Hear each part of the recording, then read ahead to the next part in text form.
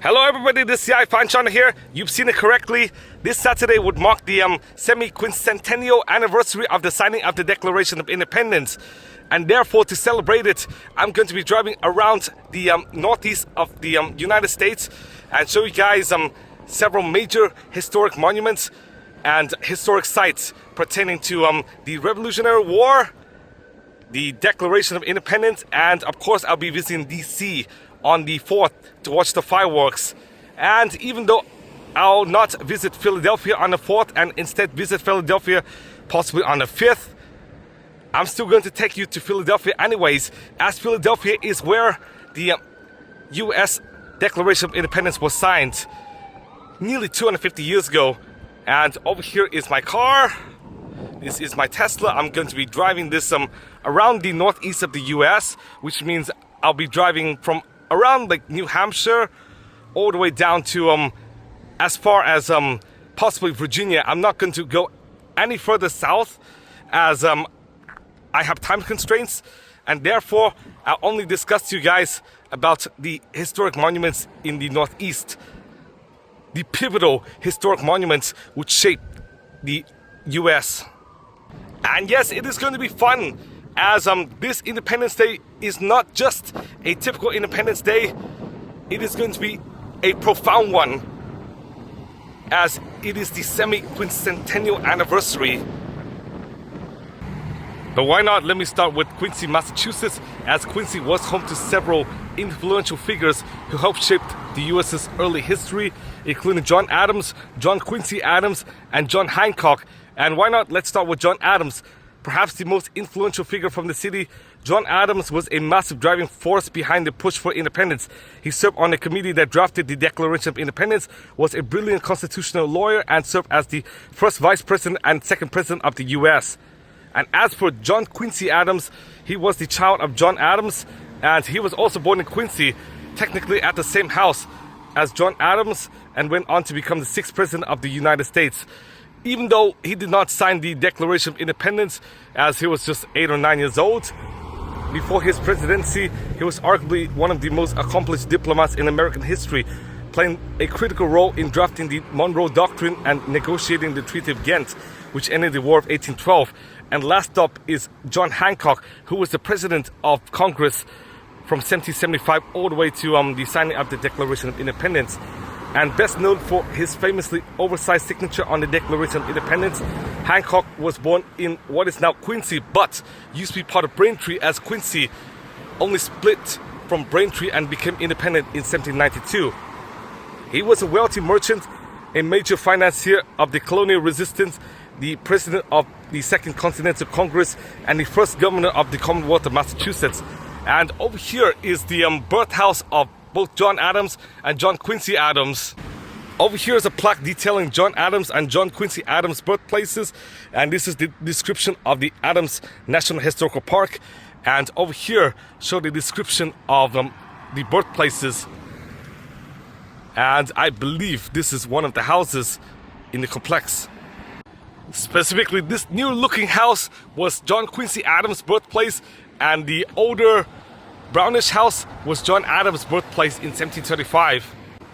Both of these buildings were built in the saltbox style, and as for John Adams' birthplace, it was built in 1681, and as for John Quincy Adams' birthplace, it was built in 1716.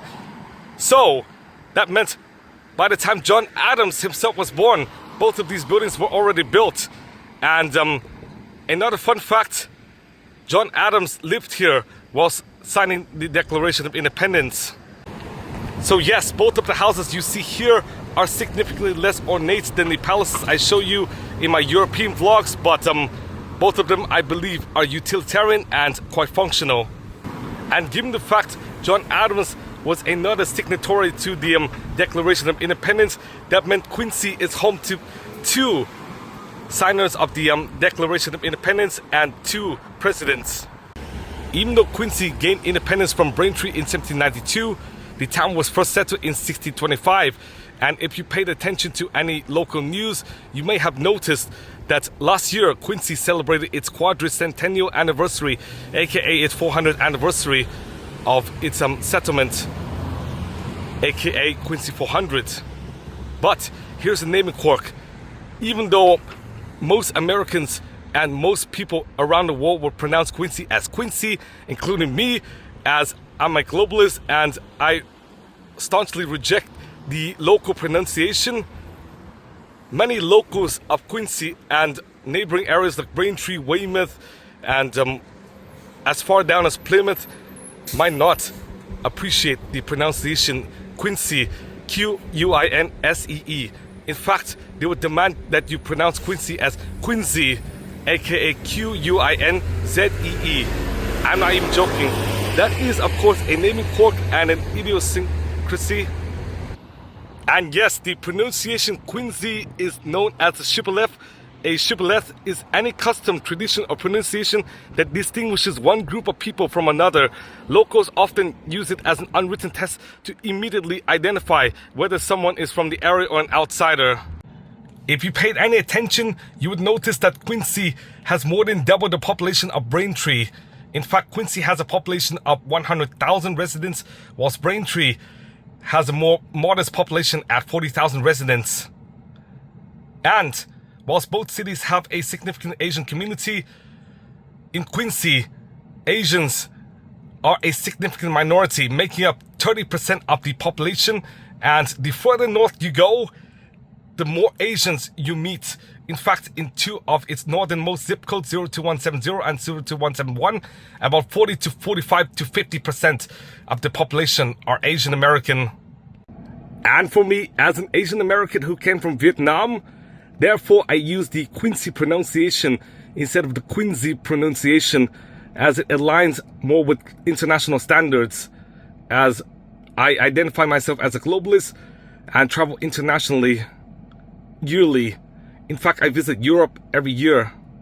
If you were to drive a bit further, close to the Quincy City Hall, you would find this, which is the Church of the Presidents, officially named the United First Parish Church, which is an American Unitarian Universalist congregation in Quincy, established as the Parish Church of Quincy in 1639. The current building was constructed in 1838 by Boston stonecutter Abner Joy to designs by Alexander Parish. And as you guys can see, over here is the description. This church is the fourth edifice to house the town's earliest congregation and is the resting place of both John Adams, John Quincy Adams, Abigail Adams, as well as Louisa Adams, aka the spouse of John Quincy Adams. And the building was endowed by John Adams, who specified it to be a temple of stone. And if you were to go down to the basement, you'll find a crypt containing the burial places of both John Adams and John Quincy Adams, as well as their respective spouses. And this is what the church looks like. I believe this is built in a neoclassical style, but I'm not too sure. Over here is a statue of Abigail Adams, the spouse of John Adams. And here you can see two plaques. Over there, if you could not see, is the Quincy City Hall. Very close to the Parish Church is this, which is the Hancock Cemetery. Now you might believe John Adams and John Quincy Adams were buried here, but in fact they were not buried in the cemetery. They were buried in the basement crypt of the church. And over here is the description of the Hancock Cemetery. And this is the legend, and you can see several major burials, including Josiah Quincy Sr. And over there is the Revolutionary War Memorial. You can see some famous names. And over here is what the cemetery looks like. And over here is the memorial plaque in grateful remembrance of the men of Quincy, Massachusetts, formerly called Braintree.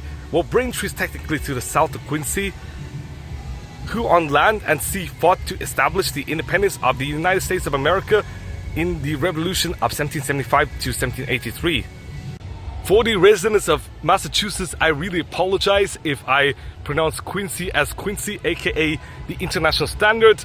That is because I adamantly choose to pronounce it that way and adamantly refuse to use the shibboleth. But anyways, here is another naming quirk. There is a Quincy in France, and it is technically pronounced as Quincy. But over here was the grave of John Quincy, the person for whom Quincy, Massachusetts was named. Last stop in Quincy before heading to Boston, let me show you this, which is the Peacefield house. It is located at 135 Adams Street in Quincy, and this house was first built in 1731 as a summer home for Leonard Vaso, a wealthy owner of slave labor sugar plantations in Luana, New Savannah, and Green River in Jamaica. The 2.5-story frame house had a gambrel roof and separate kitchens with quarters for enslaved servants. And this also used to be a residence for John Adams, Abigail Adams, John Quincy Adams, Louisa Adams, as well as John Adams' children and Charles Adams' children. And this was also where John Adams died. As here is a fun quirk about John Adams' death.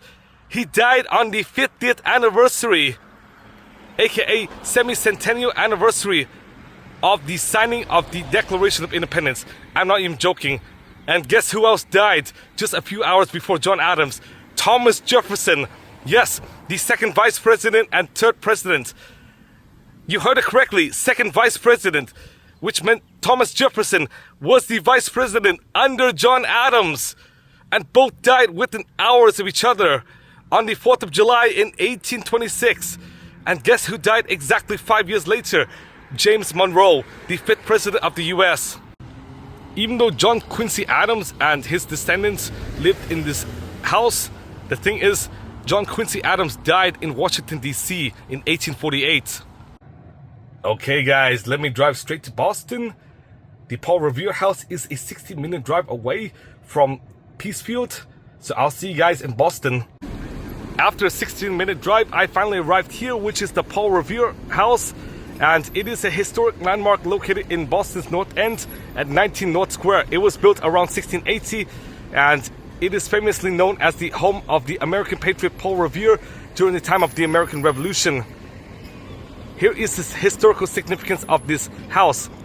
Paul Revere was living in this house when he set foot on his famous midnight ride to Lexington on the 18th of April 1775 to warn John Hancock and Samuel Adams that British troops were marching to arrest him and seize colonial weapons.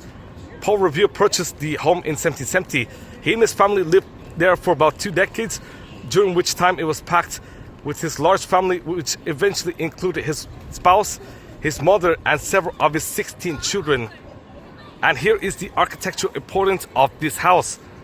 It is the oldest remaining residential building in downtown Boston, being built in 1680, with all the surrounding buildings built far later than 1680. I believe many of these buildings were built somewhere in the 18th to 20th centuries, adjacent to this house. This house is an example of late 17th century American colonial architecture, featuring a heavy timber frame, an overhanging second story, and a diamond-paned casement windows, which were typical of the post-medieval English style brought over by settlers. After Paul Revere sold the property in 1800, the building transitioned into the commercial hub of the neighborhood as waves of immigrants arrived in this neighborhood.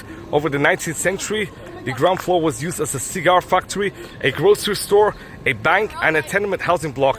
By the early 20th century, the building has fallen into disrepair and was threatened with demolition. However, in 1902, a progeny of Paul Revere purchased the property to protect it.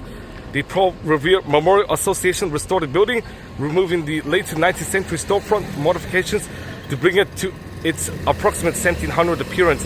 It opened to the public as one of the nation's earliest historic house museums in 1908 and remains an official stop along Boston's Freedom Trail today.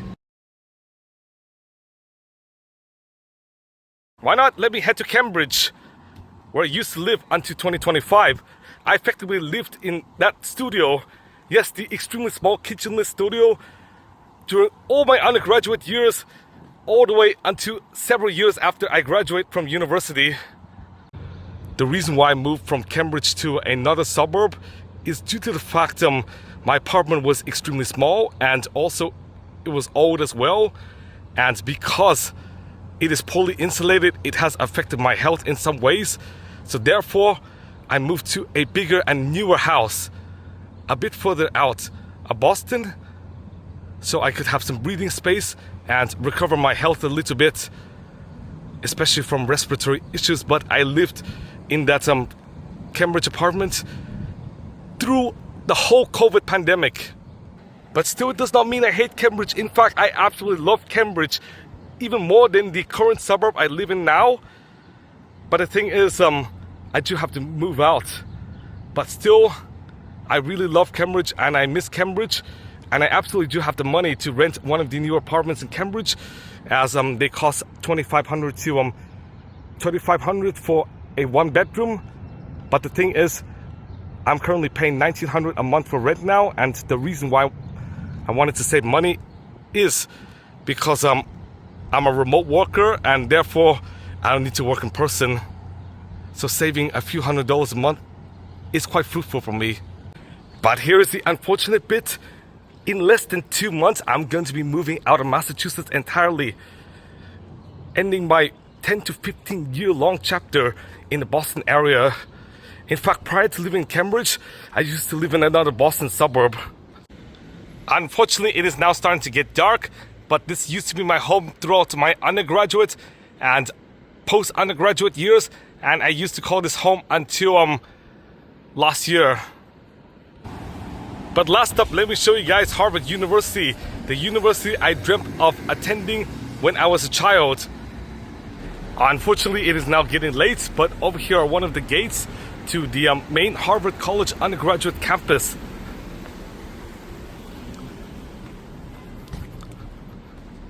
Over here it is, and let me show you guys the yard. I arrived at what is called the Harvard Yard, and here's some fun facts about the university. The university was first founded in 1636, making it the oldest institution of higher education in the United States by vote of the Great and General Court of the Massachusetts Bay Colony. In 1638, John Harvard, a Puritan clergyman who had immigrated to the colony from England, bequeathed the emerging college 780 British pounds and his library of some 320 volumes. And yes, the university is named after one of its first benefactors, John Harvard. It is the most prestigious university in the world, or one of the most prestigious, alongside neighboring MIT. I'm not even joking. Not only is there Harvard in Cambridge, Massachusetts, there's also MIT as well. And Harvard is typically prestigious in terms of its natural sciences, in life sciences, in medicine, in law, and of course in economics and humanities, whilst MIT is more on the engineering and of course CS side. And MIT is typically ranked higher than Harvard in the hard sciences. But let's not get bogged down, shall we? As Harvard contains 21,000 students in total as of 2 years ago, 7,000 undergraduates and 14,000 graduate students. And its endowment is valued at $55 billion, making the wealthiest academic institution in the world, even wealthier than the Oxford universities, which are hundreds of years older.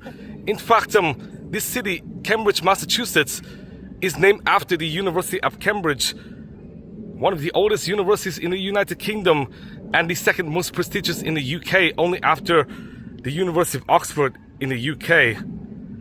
Harvard's library includes more than 20 million volumes, making the world's largest academic library, and its alumni, faculty, and researchers include 188 living billionaires, 8 US presidents, 24 heads of state, 31 heads of government, founders of notable companies, Nobel laureates, field medalists, members of Congress, MacArthur Fellows, Rhodes Scholars, Marshall Scholars, Turing Award recipients, Pulitzer Prize recipients, and Fulbright Scholars, making it the most prestigious university in the world. And I've noticed this ever since I was 7 to 8 years old. I'm not even joking. By the time I was 7 to 8 years old, my dream of moving to Boston has been entrenched, just to attend either Harvard or MIT.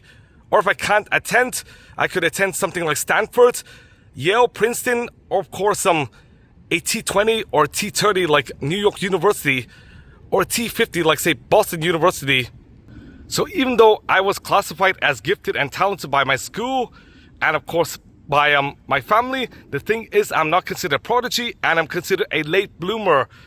As when I was like 5 to 10 years old, I was considered slow, and still to this day, I'm atrocious in grammar. But yes, I do have a talent in piano, sort of, but in terms of its memory, definitely not in terms of fingering, as I'm atrocious in fingering, but I do have a talent in arithmetic, aka mathematics, science, social studies, and world history, and of course in the computer field. In fact, when I was 3 to 4 years old, that was when I started to use the computer for the first time. I was messing around with Windows XP, I was using the internet, looking at control panel, looking at my computer, and exploring what a computer looked like at 3 to 4 years old and up to 5 years old. And I remembered on my 6th birthday, my relatives gave me a machine which ran Windows Vista, and I was so excited to get Windows Vista. By the time I was 7 years old, I first heard of William Henry Gates III, who was the co-founder of Microsoft and former CEO and chairman. And by the time I heard he was the wealthiest individual in the world, I was absolutely enamored by him and wanted to pursue his footsteps. And therefore, I was introduced to Harvard University at 6 to 7 years old. And by the time I was 7, my dream of attending the university was entrenched. And that got me to think of moving to Boston for my secondary education, just so I could aim for a top university like Harvard and MIT. So by the time I was 7 to 8 years old, I was already asking my parents and relatives to send me to Boston. Yes, that dream was entirely self-imposed. I was not making it up. In fact, I was asking them to move me to Boston just so I could attend a feeder school. Even though my intuition might have been flawed when I was 7 to 8 years old, the thing is, I kind of know some schools actually have partnerships with Harvard and send a massive horde of students to Harvard, including Lexington High, BLS, aka Boston Latin School, the oldest school in the United States, and of course Cambridge Region Latin, and many others, including Phillips Academy, Andover and Exeter, Groton School, Deerfield Academy, Lawrenceville Schools, and Trinity School in New York, and of course Dalton School. Even though I was classified as intellectually gifted by both my relatives and my schools, the thing is, I consider myself a late bloomer, because despite the fact I do have signs of giftedness, by the time I was 4 to 5 years old, as I started reading at 4, reading chapter books at 5, doing addition and subtraction by 4, and of course doing single-digit multiplication and division via the times table by 5 up to 12 times 12, which is technically double-digit multiplication and division. The thing is, I did terribly at school when I was young. My grades were mostly B's and C's when I was in primary school, and it was not until secondary school when my grades started to improve.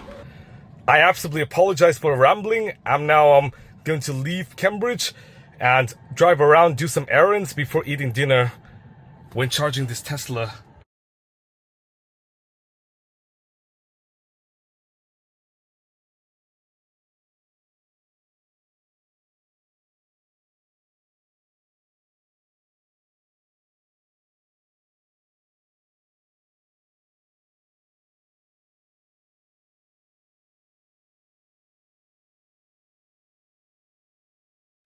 Good morning, guys.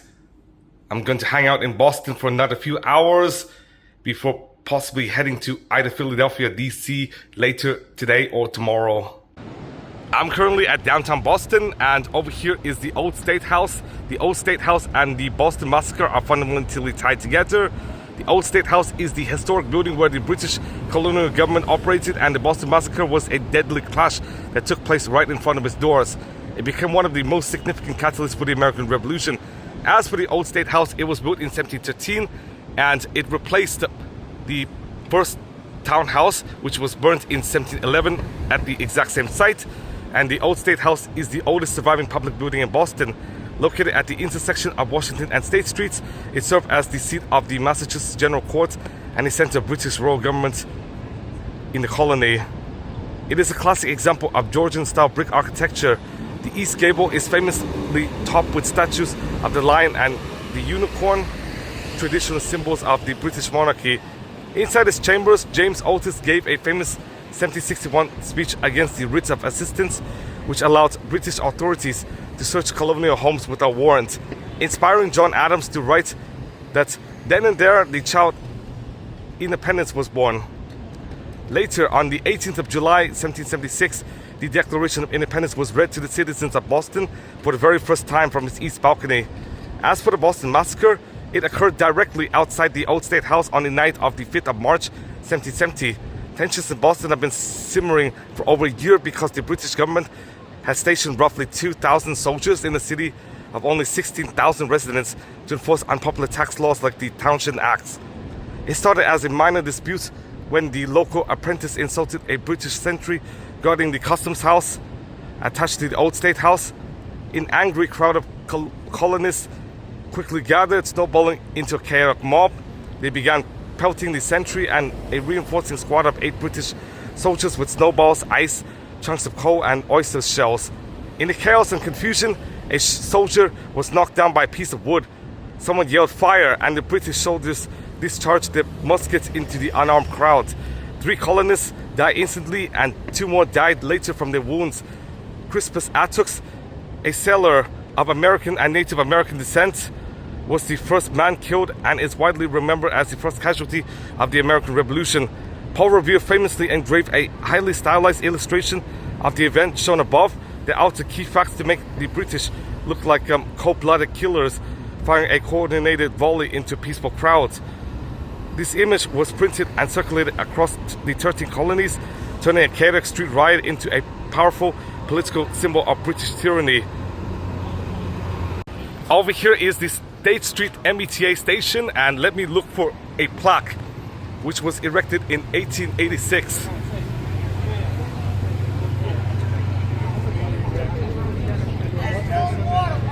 As you guys can see, I believe this is the plaque showing the date of the Boston Massacre, the site of the Boston Massacre. And why not? I'm going to return to my car. Unfortunately, parking is extremely scarce here, so I have to run to my car before I get a parking ticket. Just a 3-minute walk away from the Old State House is this, which is the Faneuil Hall. The Faneuil Hall is a historic market building and meeting hall located near the waterfront in downtown Boston. It was built in 1742 and it was famously nicknamed the Cradle of Liberty because it was the central gathering place where Bostonians organized their earliest resistance against British colonial policies. It serves a dual purpose as a marketplace and a town hall, but the Quincy market sits just behind the Faneuil Hall. The building was funded and gifted to the city by Peter Faneuil, a wealthy merchant. He designed it to solve a practical city problem by combining 2 distinct functions. As for the ground floor, it is an open-air centralized marketplace where merchants, farmers and butchers could sell goods to the public, and for the upper floor, a massive public assembly room that served as Boston's town hall. Because the upper floor was a free public forum open to any citizen, it naturally became the political epicenter of the city as tensions with Great Britain escalated. As for the Cradle of Liberty, between 1764 and 1775, the meeting hall hosted a continuous stream of heated debates and protests led by revolutionary figures like Samuel Adams and James Otis. This was where Bostonians officially gathered to voice opposition to the Sugar Act, the Stamp Act, and the Township Acts, formalizing the philosophical cry of no taxation without representation.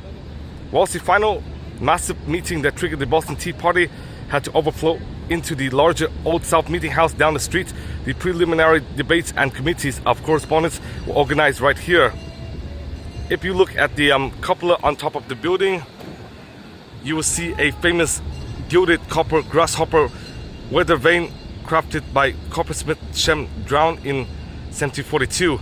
During the Revolutionary War and later conflicts, the grasshopper was used as a local shibboleth or security test. If a suspected spy claimed to be a native Bostonian, authorities would ask them what instrument sat on top of Faneuil Hall. If they couldn't answer that it was a grasshopper, their cover was blown.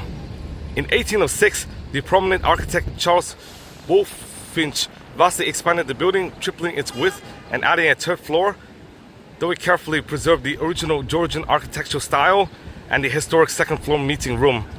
Today, Faneuil Hall remains a central stop on Boston's Freedom Trail. Whilst the surrounding pedestrian plaza which includes Faneuil Hall Marketplace and Quincy Market, has evolved into a bustling commercial hub filled with food stalls and shops.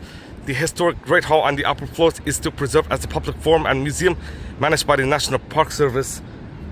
And over here is the Boston City Hall, which is known as one of the ugliest buildings in the world. Unfortunately, fearing parking enforcement, I have to leave this place and move on to the next site. After a few minutes drive, I arrived at the purported site of the Boston Tea Party, and the Boston Tea Party was a political protest that took place on the night of the 16th of December 1773. American colonists, frustrated and angry at Britain for imposing taxation without representation, dumped 342 chests of tea imported by the British East India Company into Boston Harbor. The event was a massive turning point because it escalated the conflict from political arguments to direct destructive defiance, prompting Great Britain to respond with severe punitive laws that ultimately led to the Revolutionary War. The protest was the culmination of years of anger over British tax policies, specifically the Tea Act of 1773. This law allowed the financially struggling British East India Company to sell tea directly to the colonies without paying standard colonial taxes, effectively undercutting local colonial merchants and smugglers. Even though the tea itself became more affordable, colonists saw it as a deceptive maneuver by Parliament to validate the right to tax the colonies without giving them a political voice. Before any tea was destroyed, a massive public meeting of over 5,000 citizens gathered at the Old South Meeting House located at Washington and Milk Streets. It was the largest building at Boston at the time. The crowd met to demand that 3 tea-bearing ships, the Dartmouth, the Eleanor, and the Beaver, leave Boston Harbor without charging a tax or unloading their cargo. When word arrived that the royal governor, Thomas Hutchinson, refused to let the ships leave without paying the duty, Samuel Adams gave a prearranged signal. Members of the Sons of Liberty quickly left the building, many disguised in blankets and stood to resemble Mohawk Native Americans to protect their identities. The actual destruction took place at Gripson's Wharf on the Boston waterfront. The crowd marched from the meeting house down to the wharf, boarded the 3 ships, held the crews at bay, and spent 3 hours systematically smashing open the wooden chest and throwing over 92,000 pounds of tea into the water. If you look for the original site of Griffin's Wharf today, you won't find it on open water. Due to extensive land reclamation and construction projects over the 19th and 20th centuries, the original location of Griffin's Wharf is now entirely filled in with dirt and sits inland, roughly underneath the intersection of Congress Street and Atlantic Avenue near the financial district. The modern Boston Tea Party Ships and Museum is located nearby on the Congress Street Bridge, floating in the 4-point channel, very close to the original historical axis of the event. And if you could see, this over here is the Boston Seaport, aka 4 Point. It is an ultra-affluent neighborhood, but its affluent is quite recent, with this neighborhood being affluent possibly in the past 10 to 20 years, as before that it used to be a massive parking lot with a few scattered buildings. But this neighborhood is incredibly beautiful, and of course it is a modern development. In fact, prior to the 1850s, this used to effectively be the sea before landfill was added in, thereby creating the land which is known as Seaport. Ironically, I was not on Congress Street, but whatever. Ironically, it was Google Maps which showed me that this used to be the site of the Boston Tea Party, somewhere around Seaport Boulevard, but I'm not too sure. Last up before eating lunch, let me show you this, which is the Old South Meeting House, which is a historic church built in 1729, located at the corner of Washington and Milk Streets in downtown Boston. Whilst it was originally constructed as a Puritan house of worship, it gained lasting fame during the colonial era as the largest indoor gathering place in the entire city. Because it could hold more than 5,000 people, it became the default venue for massive public protests when the crowds overflowed smaller municipal buildings like the Faneuil Hall. Its most famous historical moment occurred just before the Boston Tea Party. Thousands of colonists had packed inside the building to debate what to do about 3 ships carrying British East India Company tea docked at Griffin's Wharf. When word arrived that the royal governor refused to let the ships return to England with the tea on board, Samuel Adams stood up and announced to the crowds, "This meeting can do nothing more to save the country." This statement served as the pre-arranged cue. The crowd erupted and members of the Sons of Liberty rushed out the doors, marching straight down to the harbour to dump the tea into the water. The building was a central hub for anti-British sentiment throughout the 1770s, which includes the Boston Massacre anniversaries and the British desecration. Every year following the 1770 Boston Massacre, citizens gathered here to hear fiery commemorative speeches denouncing the British military occupation. Dr. Joseph Warren delivered a particularly famous speech here in 1775, famously wearing a Roman toga to symbolize liberty, whilst British officers sat on the steps leading up to the pulpit trying to intimidate him. Because of its reputation as a hotbed of rebellion, the British military targeted the building when they occupied Boston during the Revolutionary War. In 1775, the British cavalry gutted the interior, tore out the pews and the culprits, covered the floor with dirt, and turned the building into an indoor riding school and stable to train the horses. After the war, the congregation rebuilt the interior and continued using it as a church. However, it faced 2 major crises in the 19th century. A massive fire destroyed 65 acres of downtown Boston in 1872. The flames stopped just short of the Old South Meeting House, thanks in large part to the efforts of local citizens and the arrival of a steam fire engine from Portsmouth, New Hampshire. By 1876, the congregation had moved to a new building in the Back Bay. The historic structure was sold to a demolition company that planned to tear it down for commercial retail space. In response, a group of prominent Bostonians, including the poet Oliver Wendell Holmes, organized one of the very first successful historic preservation campaigns in American history, saving the building from the wrecking ball. Today, the meeting house is a museum and an official stop along Boston's Freedom Trail. Unfortunately, due to the fact my car stopped charging at 42% yesterday because the charger in Dorchester was flawed, therefore I have to charge my car again, and I'm now going to drive all the way to Medford and charge my car there whilst eating at some restaurant in Wellington Square. I'm now at the Wellington Square Supercharger, and why not? I'm going to eat at Raising Cane's. I'm going to buy the Kenya combo, which cost $20 before tax.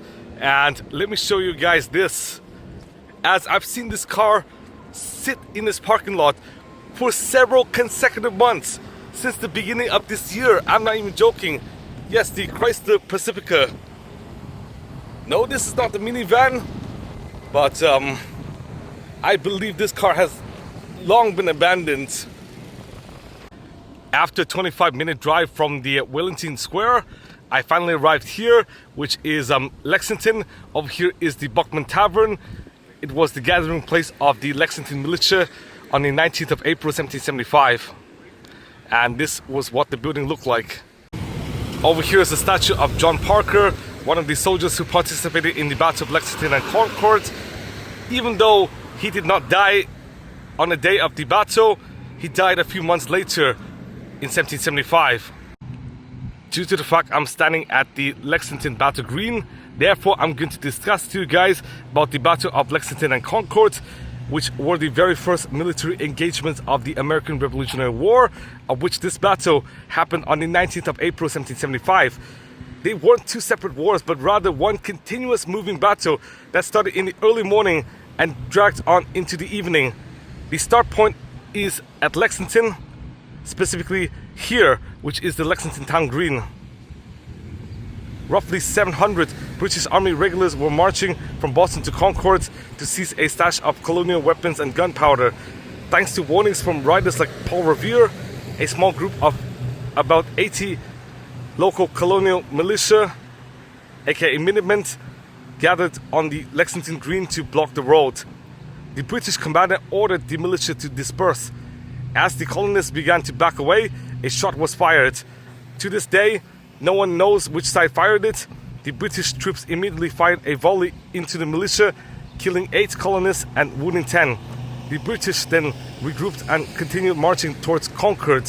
A few hours later, the British arrived in the neighboring town of Concord, of which Lincoln is sandwiched between Lexington and Concord. The British troops began searching the town for the hidden weapons. Meanwhile, hundreds of colonial Minutemen from surrounding towns had gathered on the high ground overlooking the town. Seeing smoke from Concord as the British were burning some wooden gun carriages, the colonists thought the town was being torched. The militia advanced down to the Old North Bridge, which was guarded by a small detachment of British soldiers. The British fired first, but this time the colonial militia returned fire, killing 3 British soldiers and forcing them to retreat.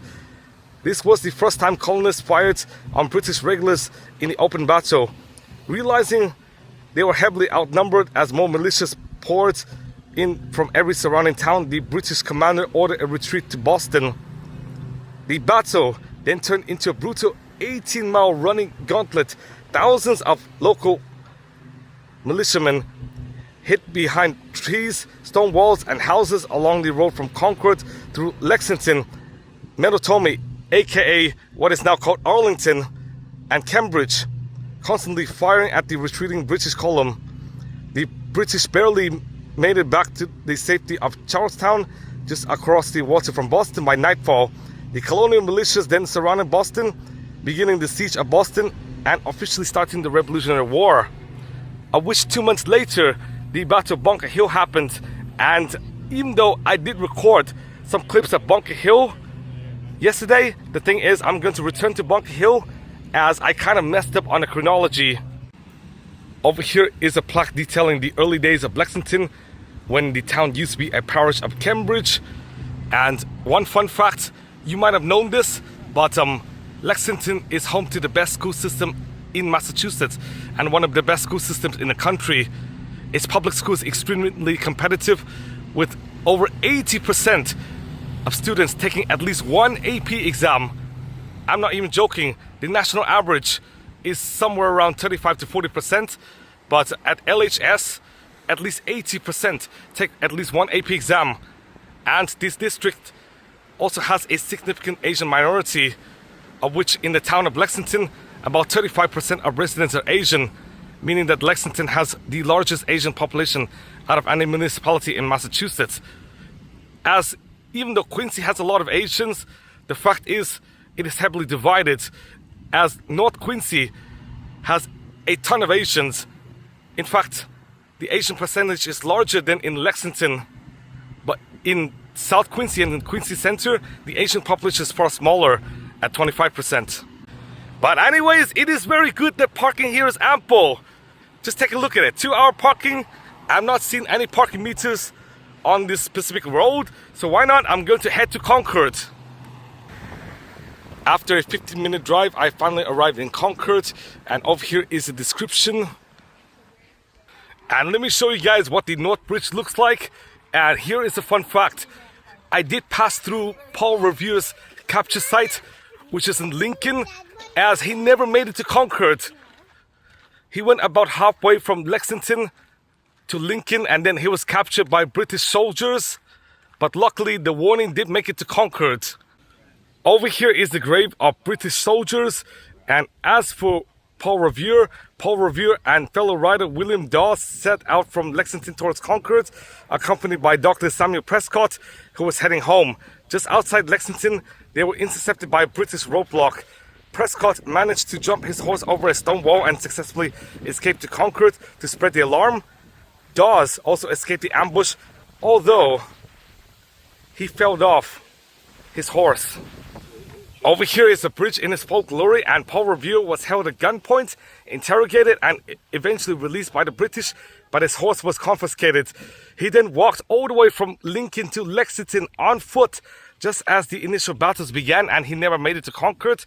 But over here is the bridge, and this whole area of Massachusetts is considered affluent.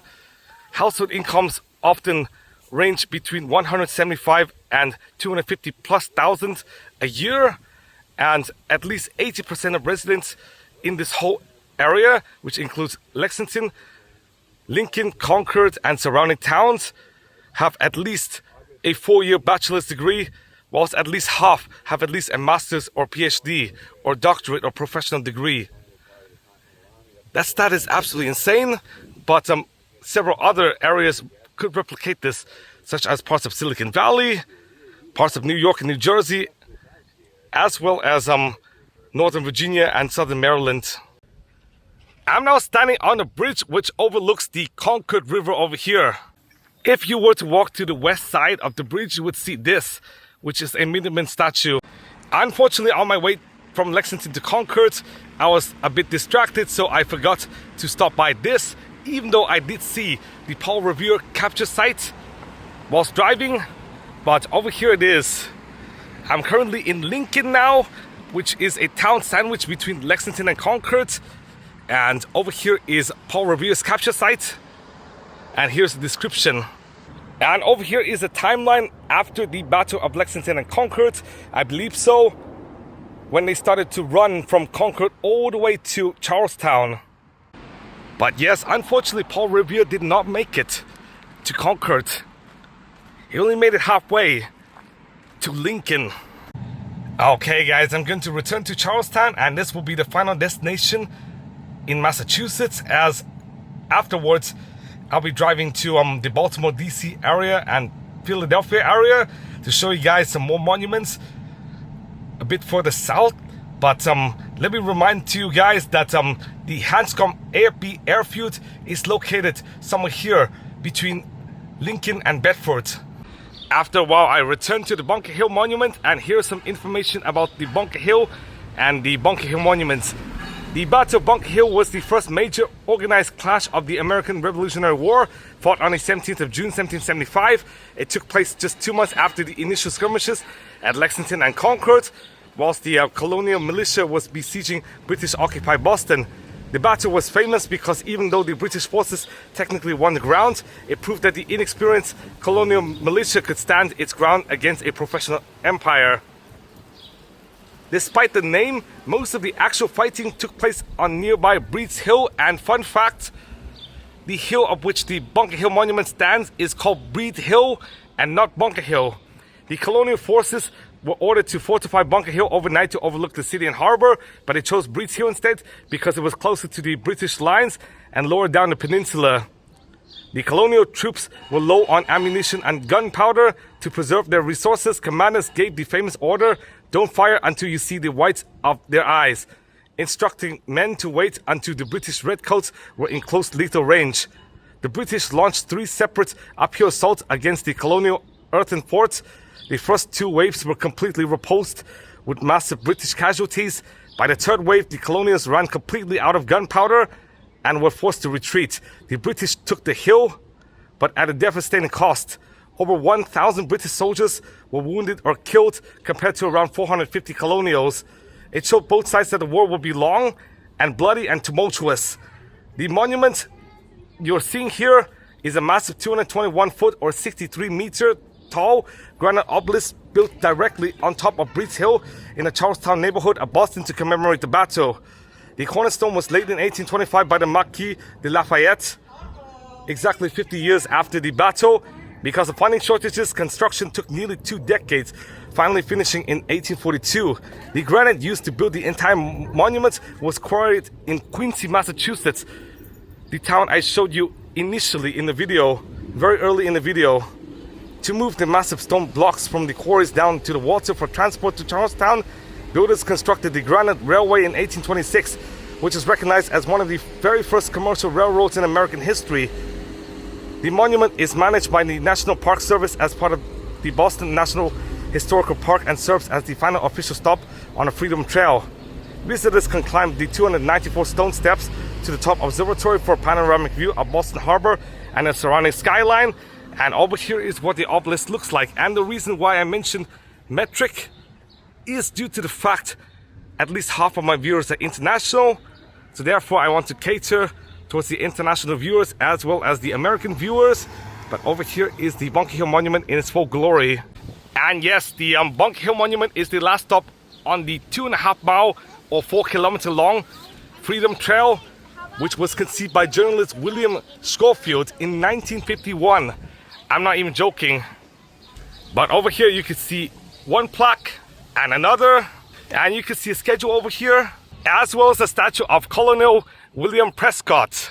And you can see another plaque, and over here is another plaque detailing the construction of the Bunker Hill Monument.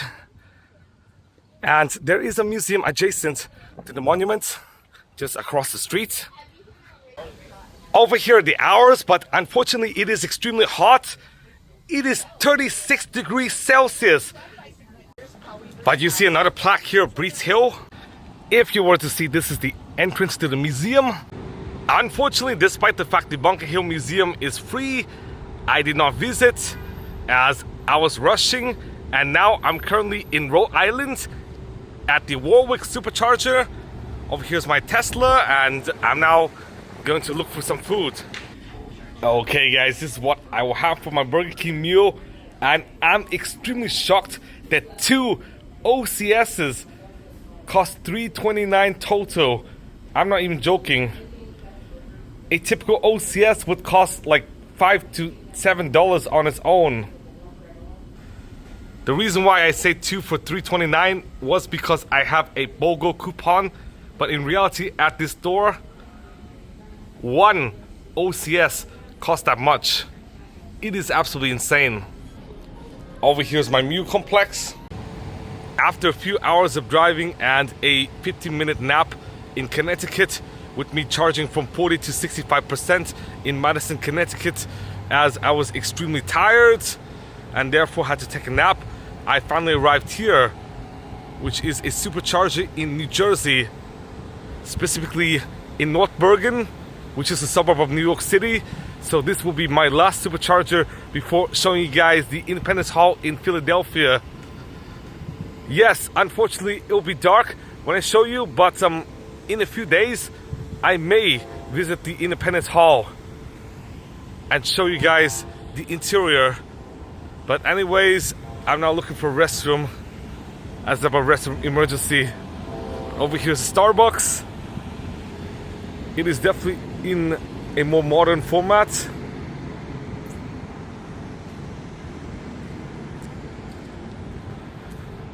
But anyways, I'm going to use the restroom. It is now 30 minutes past midnight and I'm at the center of it all. I'm currently in Philadelphia, close to the Independence Hall, and I'll show you guys the Independence Hall. But I'm not going to visit the Independence Hall until maybe tomorrow or the next day, whenever I return to Philadelphia, as the Independence Hall and the Liberty Bell are unfortunately closed at this point. But I will still discuss it, because this afternoon and this evening traffic will be egregious in Philadelphia because of the confluence of both the Semiquincentennial as well as the World Cup. Yes, the World Cup for the 4th of July 2026 takes place in Philadelphia. It is absolutely insane. Over here is the Independence Hall, and the Independence Hall and the Liberty Bell are two of the most significant symbols of the founding of the United States, both located in Philadelphia. Here is the history behind what they are, when they were built, and how they functioned in 1776. As for the Independence Hall, it was originally built as the Pennsylvania State House, and this Georgian-style brick building served as the meeting place for the Second Continental Congress. Construction began in 1732 and was largely completed by 1753. In 1776, the Independence Hall was the legislative heart of the rebellion. It is where the delegates from the 13 colonies debated, voted on, and adopted the Declaration of Independence. A few years later, in 1787, the same building was used to debate and sign the U.S. Constitution. And as for the Liberty Bell, it was originally called the State House Bell, and it was hung in the steeple of the Pennsylvania State House. It features an inscription from the Bible, Leviticus 25:10, proclaimed liberty throughout all the land unto all the inhabitants thereof. It was cast in London in 1751 and arrived in Philadelphia in 1752. After it cracked during its initial test ringing, it was melted down and recast twice by local workmen John Pass and John Stowe in 1753. In the 18th century, town bells were the primary communication system for the public. The bell was rung to call lawmakers to legislative sessions and to gather citizens together for public announcements. Whilst legend often says it rang on the day the Declaration of Independence was signed, it was more famously rung 4 days later to summon the townspeople of Philadelphia to the public reading of the newly adopted Declaration of Independence. Note, the famous hairline crack that rendered the bell unringable did not happen until the mid-19th century. There were 56 signatories who signed the Declaration of Independence. The purpose of the document they signed was threefold: to formally dissolve legal ties with Great Britain and declare the colonies as independent sovereign states, to outline a philosophical justification for revolution, stating that all people have inherent rights like life, liberty, and the pursuit of happiness, and that governments derive their just power from the consent of the governed, and to list specific grievances against King George III to prove to the rest of the world that the revolution was a justified last resort. I'm not sure if the park is closed or is it open, but because there are so few people, I'm erring on the safe side. But over there is where the Liberty Bell is housed, not the Independence Hall. And yes, the whole Independence National Historical Park is directly north of the Independence Hall. But anyways, because it is getting extremely late, I'm going to drive to the hotel, which is the Executive Residency at Willow Grove. Here's what's fun. Despite the fact later today would be a confluence of multiple events such as the Semiquincentennial and the World Cup, I still managed to book this hotel for $85 after taxes and fees, with the advertised price being $75 a night before taxes and fees. Several hours ago. Yes, you heard it correctly. Several hours ago. I booked this hotel last minute, but was still able to get it at an extremely affordable price, especially for Philadelphia. And no, it is not some low-rate hotel like, say, Motel 6. In fact, it sits on the lower middle stratum, slightly below that of IHG hotels and Marriott and Hilton, but still, it is a decent value, especially for last minute, because I booked that hotel just 8 hours ago. Absolutely insane how I was able to get it at that price. Okay guys, here's the room, and you can notice it is significantly bigger than the hotel rooms I slept in throughout Europe and Asia. Over there is a kitchen. Over there is a giant office space. And over here's a queen bed. Over here's a chair. And I'll show you the restroom. It is absolutely a decent value proposition for $85. But the biggest problem has to be location, as it is a 40-minute drive from Philadelphia. And also, this neighborhood is entirely car-centric. Good morning guys, because I arrived at the hotel late, aka at 1:20 a.m. and slept late. Therefore, I woke up late. I woke up at 11, and over here's a Wawa. I'm going to be eating lunch. And here's a fun fact about Wawa. There are 1,260 Wawa locations across 14 states, ranging from New Jersey all the way down to Florida. Okay guys, here's my meal. And I paid $18 after taxes. I'm not sure what to eat, as Wawas typically don't have tables, but I'm now charging my car at the Bensalem, Pennsylvania supercharger. And over here's my meal. I'm going to eat carefully because I'm worried the food might spill. I'm extremely paranoid of food spilling over my car. After a while, I finally arrived in Baltimore, and I'm about 40 miles away from Washington, D.C. So why not? I'm going to plug my car inside the supercharger. Oh my goodness.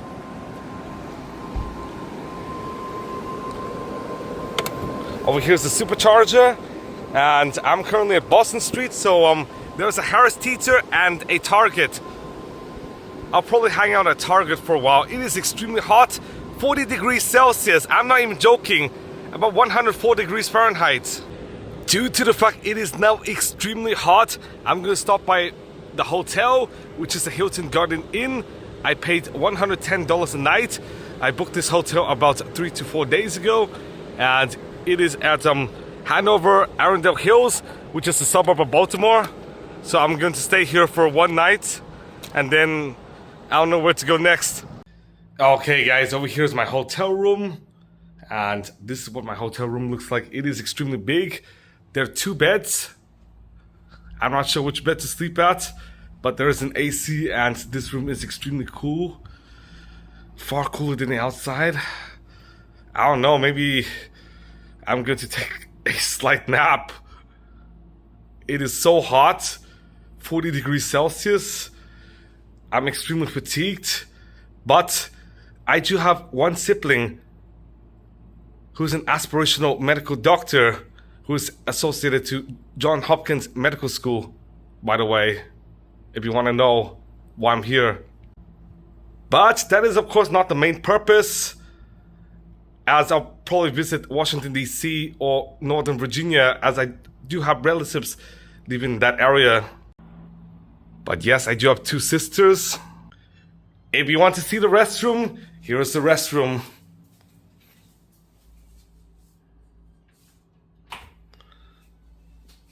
There you go. It is now 19:15. Luckily, the weather has cooled down, but unfortunately, for the past 15 to 30 minutes, there has been an egregious thunderstorm plus lightning. Unfortunately, the rain still persists, but I'm now eating at a restaurant in Baltimore. I'm going to show you the name. Over here it is, Chu Sushi. And despite the fact Baltimore has a gritty reputation, the thing is, this neighborhood is considered affluent. And Baltimore is quite volatile, because instead of being completely segregated like Atlanta or Boston, to an extent, it is more like a cheese grater of neighborhoods. Around 5 minutes after I ordered using Toast Lab via the QR code, I finally got my meal, and you've seen the total cost already.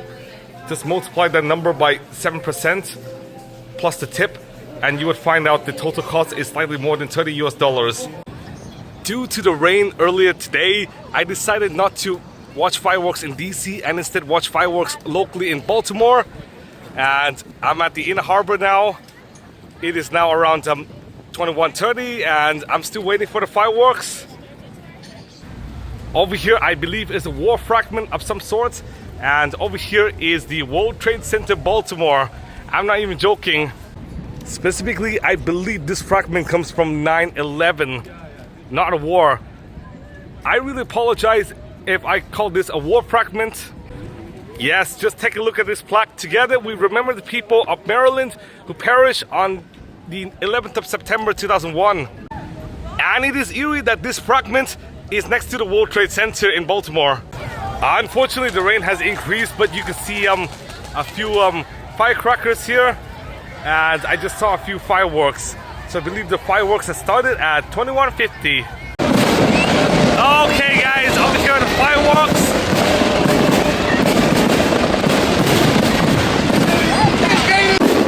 In my opinion, I believe Baltimore does have a point for Independence Day than those of Boston and New York. I've visited Independence Days in Boston and New York, and unfortunately in New York, the view is obstructed unless if you enter a waiting list thing. But in Boston, it's semi-obstructed. But 5 years ago, I was able to see the fireworks quite well. But I believe Baltimore has some of the best viewpoints, despite the fact that it is 45 miles from DC and about 90 miles from Philadelphia. After 10 minutes, the fireworks has ended. I'm not sure if it has ended or not, but it seems to have been dormant by this point. But still, even though the fireworks ended after 10 minutes, there's still a lot of people watching the fireworks. despite the prior rain. Good afternoon, guys. I'm heading to Washington, D.C. But first off, I'm stopping by the supercharger in Greenbelt, Maryland. And over here's the Royal Farms. And luckily, based on my travels around the US, I know both Royal Farms and Sheetz include tables, which is decent compared with Wawa. Over here's my meal, including this drink. I paid $15.56, and it is slightly more expensive than the TGI, but I chose to buy food here so I could get a new cup, as my cup is melting. After a while, I finally arrived at Washington, D.C. Unfortunately, it took me 30 to 40 minutes just to look for parking, as parking is extremely scarce and elusive at the center of DC. But I finally got to park at a parallel parking space, which is free for Sundays and holidays. Due to the fact it is extremely hot, let me stop by the Smithsonian museums. I'll go to at least one of them. I'm probably not going to finish even a single one today, as they'll close at 5 p.m. But I'm going to go into one, and luckily all the Smithsonian museums are free, and the National Gallery art is also free. So why not? Let me look for the entrance to a Smithsonian museum, as the US is 250 years old yesterday. I'm at the very beginning of the museum, and in this exhibition you can find some iconic products and symbols of the US, such as the Igloo cooler, a UPS truck, a John Deere tractor, a Pizza Hut, and this is a syrup bottle. Over here is a Coke, and you can see Levi's jeans and Mickey Mouse over here, and you can see some Goya products as well. And here you can see some famous inventions, including the Apple One up there, I believe so. You can also see a CDMA phone. Over here show a slew of 19th century innovations. Over here was what Ralph Bayer's workshop looked like, and he invented the first video game. And over here was him in his workshop 23 years ago. And this was probably one of his last computers, as I believe it runs either Windows Vista or Windows 7 or possibly Windows 8 or 8.1 if it upgraded. I'm now in the exhibition called The Value of Money, and over here is a $100,000 US bill issued in 1934. And if you want to know how much it is worth today, yeah, $2.5 million bill over there. It is absolutely insane. You can see a picture of Woodrow Wilson, and over here is what an older US dollar bill looked like. Specifically, it came from 1874. To put it into perspective, $2.5 million US dollars would buy you at least 5,000 to 8,000 square feet in Potomac, Maryland, one of the most affluent suburbs of Washington, D.C. Even though the indigenous American populace might have paid using some form of currency prior to the 17th century, beginning in the 17th century, the Massachusetts Bay Colony started to produce its own money. In this section, you could find coins, and today I learned something new, as there is a 1/2 cent coin. I'm not even joking. Yes, a 1/2 cent coin over there. And of course you can see pennies, but unfortunately the US stopped minting pennies in late 2025 just because a penny cost 2 cents to mint. 2 cents for 1 cent. You can find some high denomination coins and some foreign ones as well. Of course, prior to the US independence, currency used to be called shilling and pounds in some jurisdictions, but you could see some bills, and Benjamin Franklin used to be featured on the $50 US bill. You could also see Harriet Tubman on the US dollar bill, and you can see some foreign currency. And over here is a 25 peseta bill. Spain used to use the peseta before adopting the euro, and this was under Francisco Franco's reign.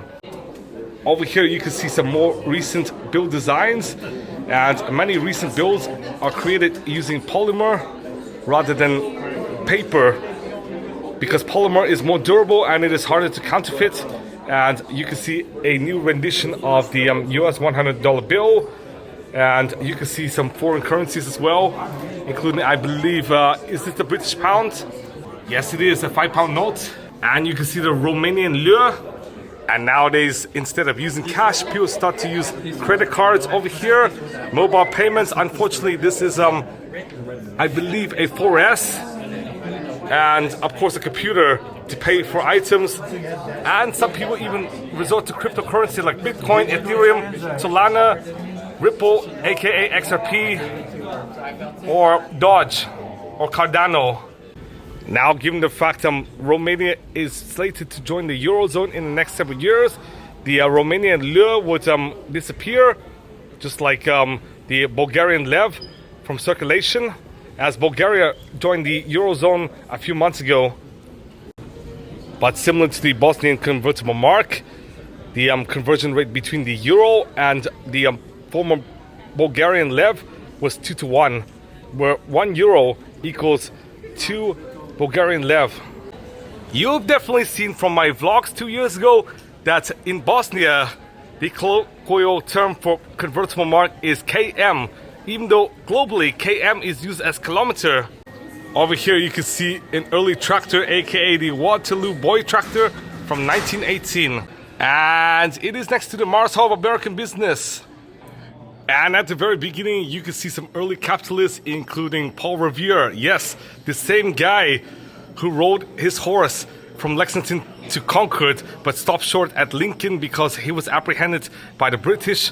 And you could also see Elizabeth Patterson Bonaparte, who was the spouse of Jerome Bonaparte, the youngest sibling of Napoleon. Now, if you've known, I've shown you the tomb of Jerome Bonaparte at Hôtel des Invalides in Paris. Of course, due to the fact this depicts the merchant era from the 1770s to the 1850s, you can see some early exports and imports. Over here. Over here you can see another person called Eli Whitney, and you could see Cornelius Vanderbilt, who was one of the wealthiest individuals in the US by the time he died. You could also see Andrew Carnegie, who was an extremely affluent industrialist. And you could also see Thomas Edison, who had 1,800 patents on his name. And of course, the inventor of the telephone, Alexander Graham Bell. And you could also see J.P. Morgan as well. And you could also find Charles Ponzi, who was notorious for his Ponzi scheme. You could also see Herbert Hoover as well, who was the US president preceding FDR, and he was sort of unlucky because the Great Depression happened a few months after he assumed the office. Now, given that the Great Depression happened, FDR ushered in the New Deal, of which multiple institutions were created, including the FDIC, the SEC, aka Securities and Exchange Commission, as well as the SSA, which is the Social Security Administration. And here are some famous companies. And of course, this was an image from the Great Depression. And you can see some artifacts here. And of course, this is a skyscraper of some sort. And you can see a typewriter as well. Specifically, this is the Singer Tower in New York City. Over here, you can see a Barbie figurine. And you could also find Cesar Chavez, who was a democratic socialist. Over here, you could find some classic American lanyards, as well as a Volkswagen Beetle. Now, even though the Volkswagen Beetle was envisioned under Adolf Hitler, it gained popularity after World War II and was heavily promoted and was popular amongst the hippie group. You can find an early computer here. Now this computer specifically is a TRS 80 Model 1. And you can find an Altair 8800 microcomputer.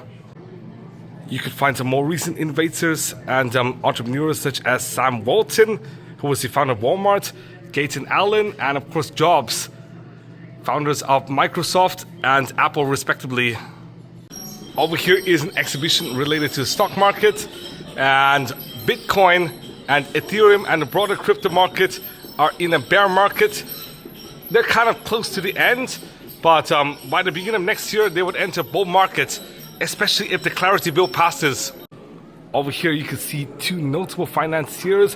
One was a mayor of New York, Michael Bloomberg, and the other is Warren Buffett.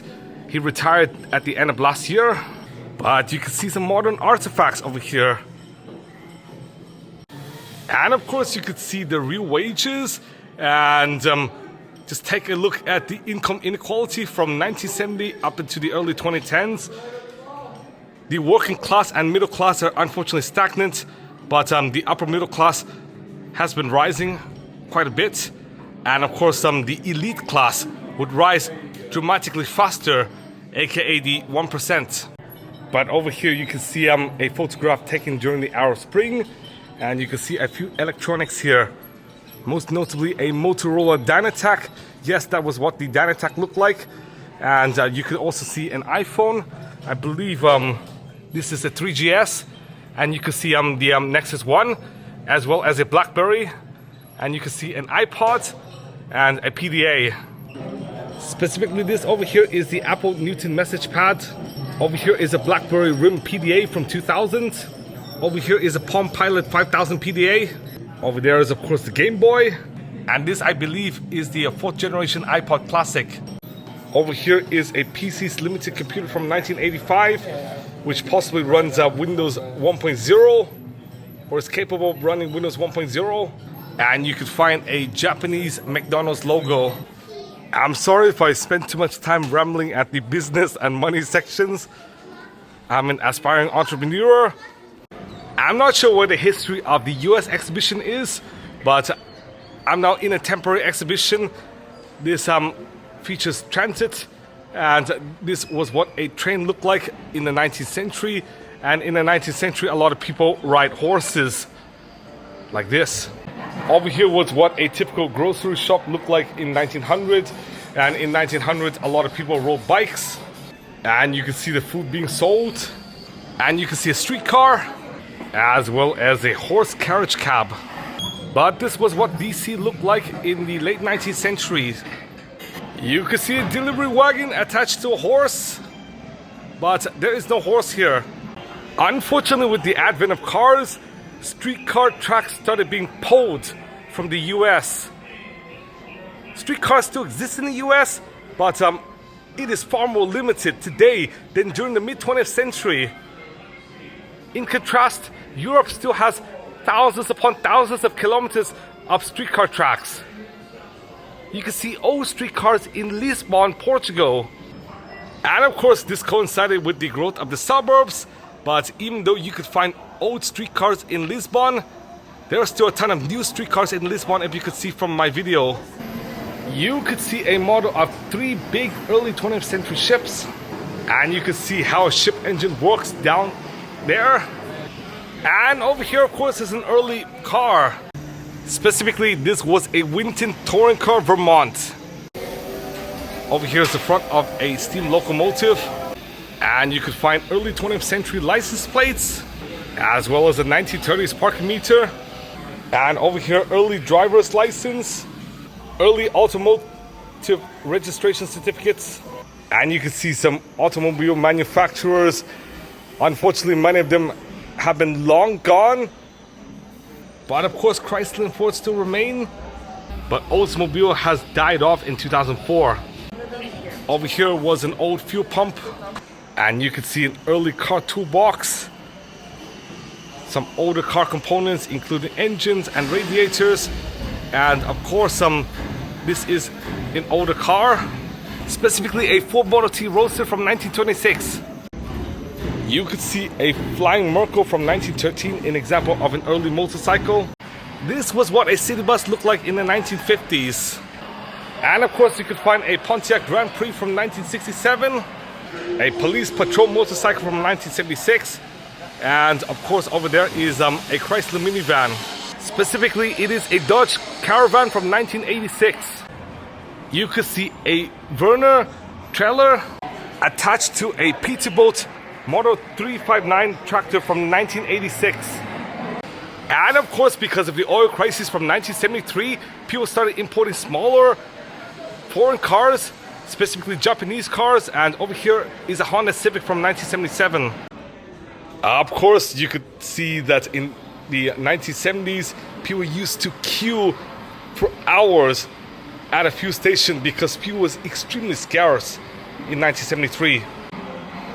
But just a little less than 20 years before the oil crisis, the interstate system was formulated and many city centers were gutted, where thousands upon thousands of houses were bulldozed, cutting through the entire city center and creating what is called de facto segregation within cities based on motorway lines. And of course, this coincided with the expansion of suburbs and white flight.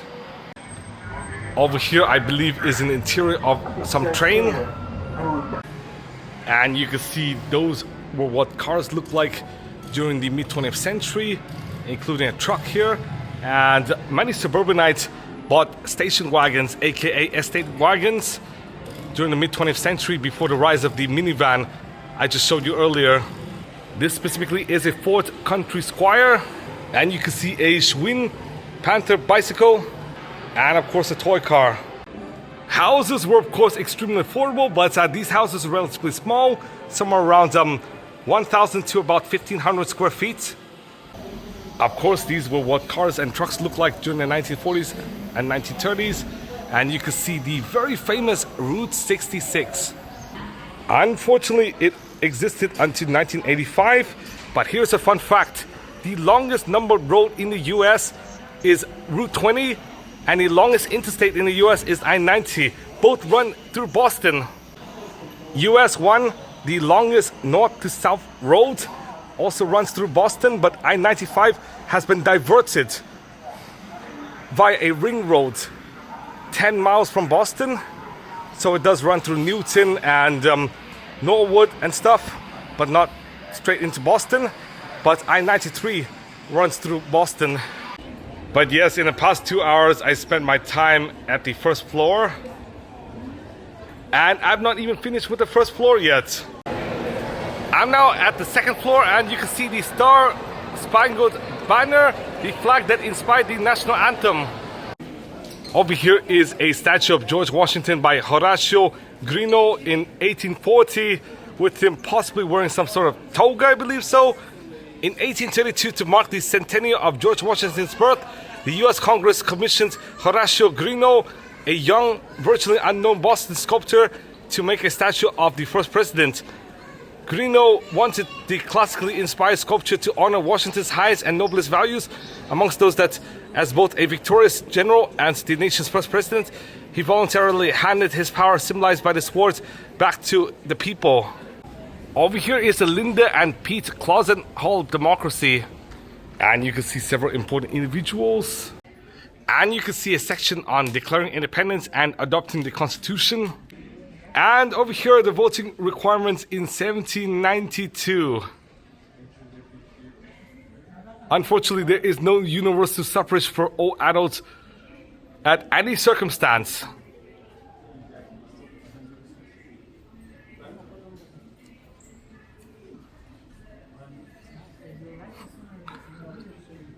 Yeah.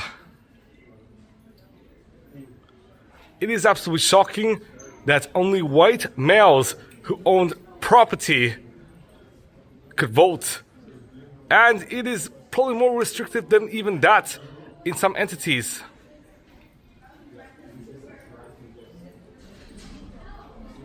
Wow. So that meant voting in early USA would resemble voting in ancient Athens, where only males who owned property and were in good character could vote. It is not a true democracy in the modern sense, but it was as democratic as it could get in the 18th century, as much of 18th century Europe used to be run by monarchs. But Switzerland did have some form of democracy in some way or another in the 18th century. And despite the fact the UK was and still is a monarchy.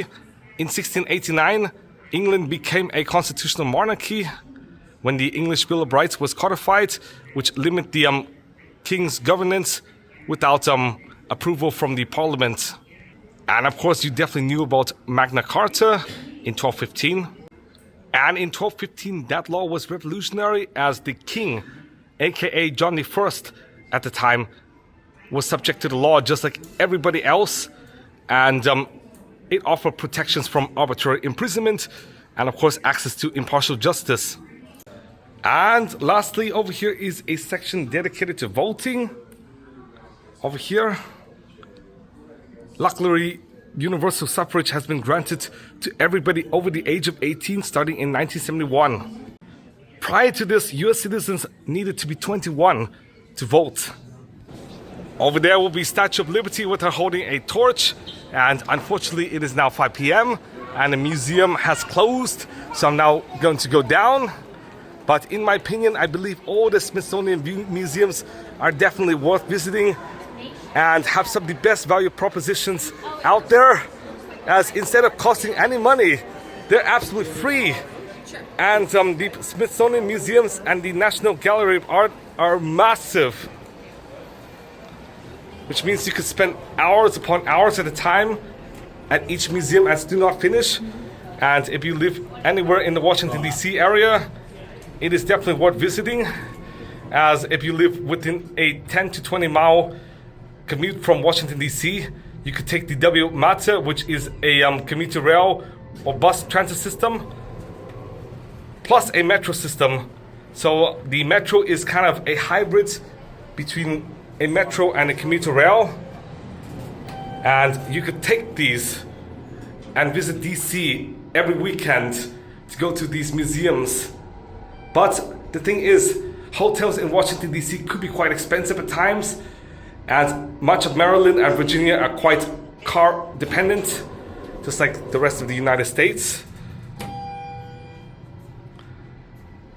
I'm sorry, I was too distracted from my video, but in reality, I believe DC is absolutely worth visiting, at least once in your lifetime. But as I'm outside, here's some fun facts about Washington DC. Washington DC as a municipality has 700,000 inhabitants, about as much or slightly more than the city of Boston. And the population density for the city is about 4,355 people per square kilometer, or 11,280 per square mile. And the land area is somewhere a bit above 60 square miles. And the US Constitution in 1789 called for a creation of a federal district under exclusive jurisdiction of the US Congress. As such, Washington DC is not part of any state and is not one itself. The Residency Act, adopted in 1790, approved the creation of the capital district along the Potomac River and is considered the city's founding date. And in 1800, when the capital was moved from Philadelphia, the 6th Congress started meeting in the then unfinished Capitol building, and the second president, John Adams, moved to the newly finished White House. And Washington DC as a metropolitan area is one of the biggest in the US in terms of population. The metro area as a whole has 5 million inhabitants, and the Baltimore metro is widely considered as separate, but still is quite integrated to the DC metropolitan area, as Baltimore itself is only about 40 miles away from Washington DC. Over here specifically are the population stats, and yes, the DC metro is absolutely sprawling and massive. It stretches all the way to Loudoun County in Virginia, one of the most affluent counties in the US. Now, given the fact the Smithsonian is currently closed, I'm now hanging around the National Mall, spanning all the way from the Lincoln Memorial all the way to the US Capitol. And over here is the Washington Monument.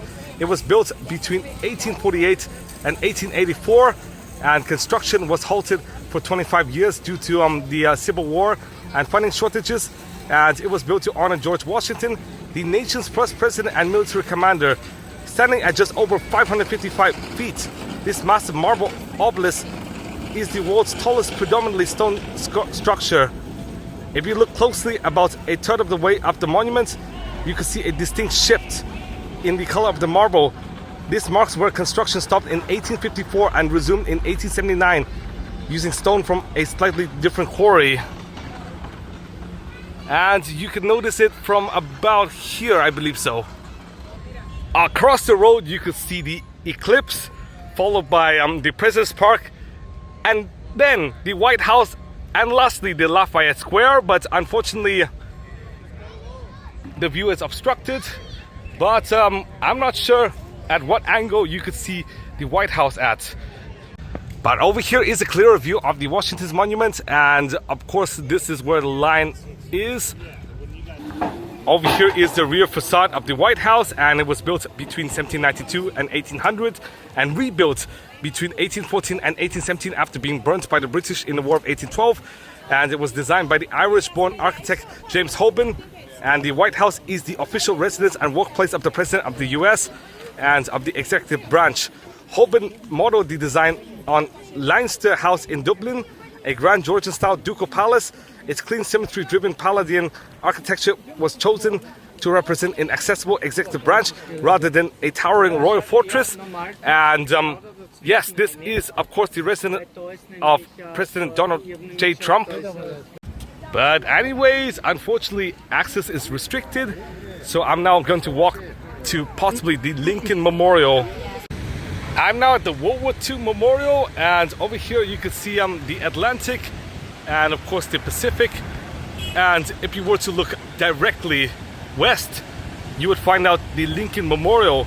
It was built between 1914 and 1922.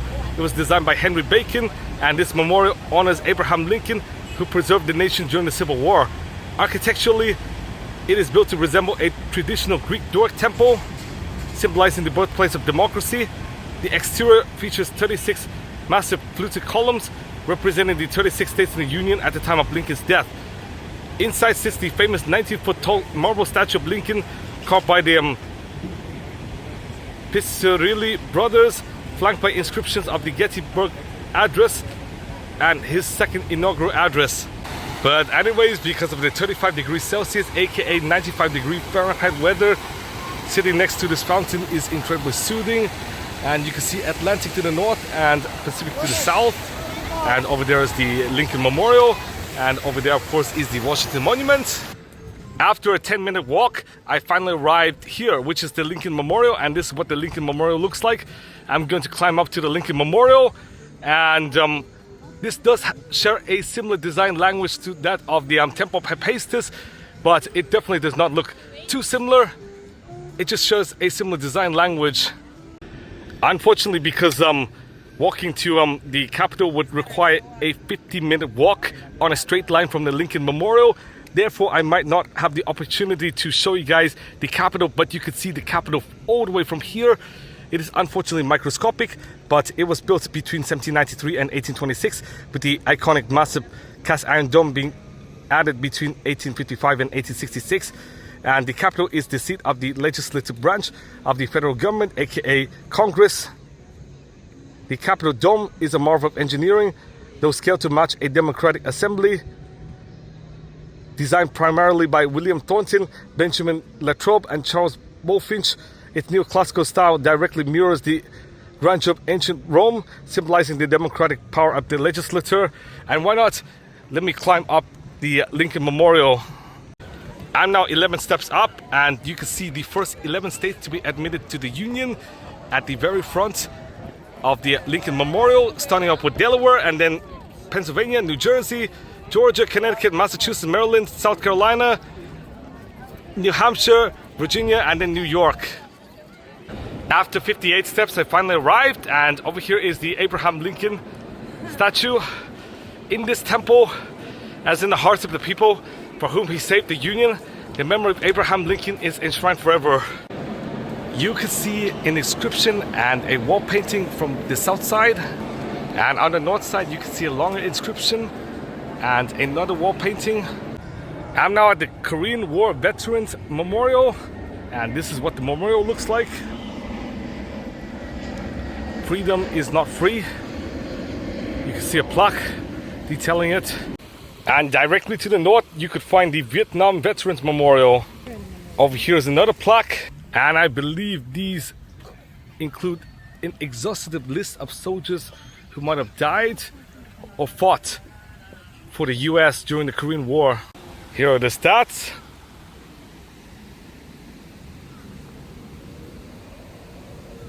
Quite a lot, to be honest.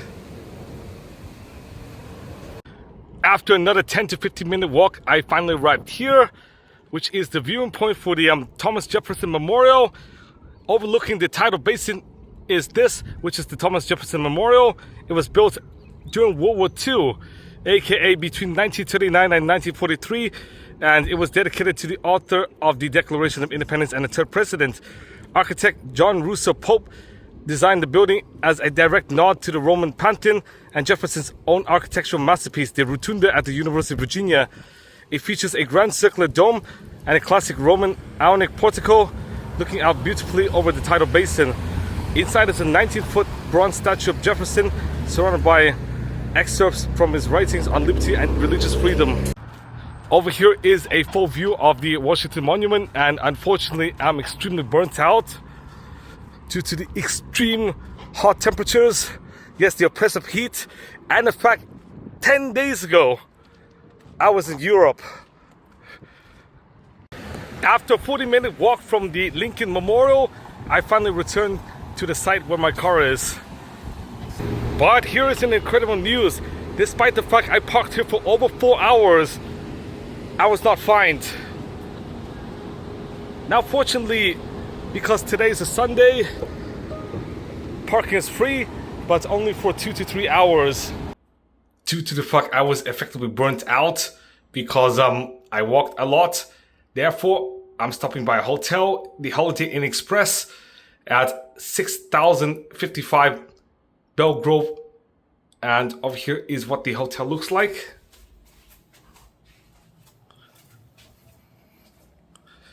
Over here's my meal. A filet fish McChicken and a snack wrap, as well as fries, 4-piece nuggets, and of course a small Sprite. I bought the $5 meal deal, plus had a coupon where I bought free large fries if I buy a filet fish. Over here's the restroom. I already took a shower, so I'm all clean, but why not let me eat? Good morning. I'm now in Baltimore at the Fort McHenry Road Supercharger, and I'm currently at Harris Teeter, which is a supermarket, and I bought something for $20 before taxes and tips. Let me show you. And after, I'm going to be visiting Philadelphia so I can visit the Independence Hall. After a while, I finally arrived at Philadelphia, and in this map you can see multiple attractions. I'm currently somewhere around here, and you can see the Independence Hall, the Liberty Bell, the National Constitution Center, Betsy Ross House, Alfred's Alley, and the Museum of the American Revolution. And these are the two attractions I'm going to be focusing on. And early in the video I did mention about the Independence Hall, as I did visit Philadelphia at midnight on the 4th, but today I'm going to be visiting these attractions in person. And after visiting the Independence Hall and Liberty Bell, I'm going to tell you guys about Yorktown, Virginia, and the Battle of Yorktown, as I kind of limit myself to Boston to DC, and therefore I could not visit anything south of DC. So unfortunately I cannot go as far south as Yorktown, Virginia, which is 2 to 3 hours south of DC. But over here you can see the First Amendment of the US Constitution. I'm not sure where to find a time slot, but the line is quite long, as you guys can see. And over there is the Independence Hall. After using the restroom, I'm now going to wait in line for the Liberty Bell. And luckily, you do not need to buy tickets for the Liberty Bell. You do need to reserve a time slot for the Independence Hall, however. But the wait time is around 15 to 20 minutes, which is not too bad, especially given the fact waiting at the Louvre will be like 30 minutes and waiting at the Vatican Museums will be 3 hours. But I got in 1 hour, miraculously, during my day at the Vatican Museums just 11 days ago. Over here you can see 4 images, one being the Korean Children's Choir at the Liberty Hall, the other being Dalai Lama's visit, the other being Martin Luther King Jr. with Emmanuel C. Wright, and the bottom shows the celebration of Ghana's Independence Day. After 15 minutes of waiting in line and going through security, I finally arrived at the Liberty Bell Exhibition Center, and over here is some information about the famous crack of the bell. Repair works were done in 1846, but by then it was kind of too late, and because the crack reappeared, it got worse and worse. Basically, the crack has exacerbated since 1846. And contrary to popular myth, the bell possibly did not ring in 1776 on Independence Day. Over here is some more information, and in 1846 the bell was pulled from service, and in 1852 it was then put into a museum. After another 15 minutes of me reading through the posters, I finally arrived here, which is the Liberty Bell.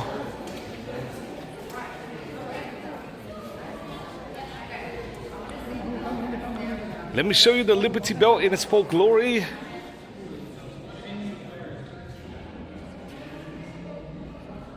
There you go. Thank you.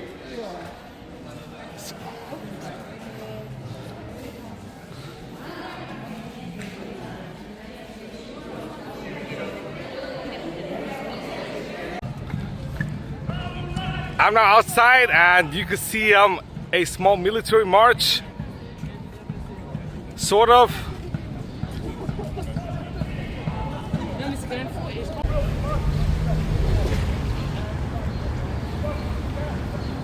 But anyways, I'm going to attempt to book a time slot. I'm not sure if there is any time slot. I'm now at the site of the former Independence Hall, and as you guys can see, over there's the City Hall, over there is the Congress Hall, and over here is the Independence Hall building.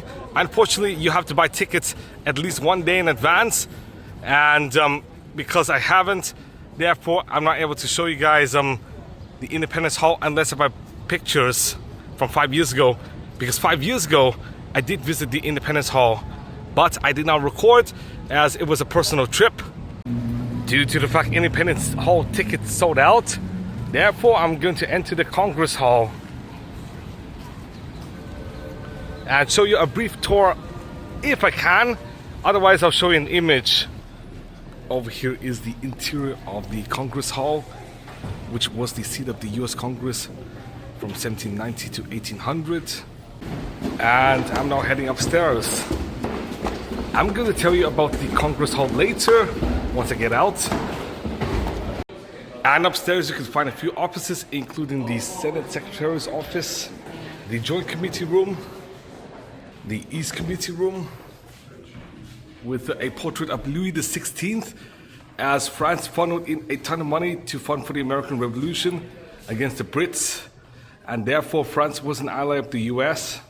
And you also find the West Committee room, and I believe this is a portrait of Marie Antoinette, but I might be wrong. Over here would have been the site of the second inauguration of George Washington. His first inauguration took place at the Federal Hall in New York City. Okay guys, I'm now outside, and over here is the Congress Hall. It is at the west wing of the Independence Hall, and this hall did not exist in 1776. In fact, it was constructed between 1787 and 1789, with it being used as the capital, aka CAPITOL, of the United States.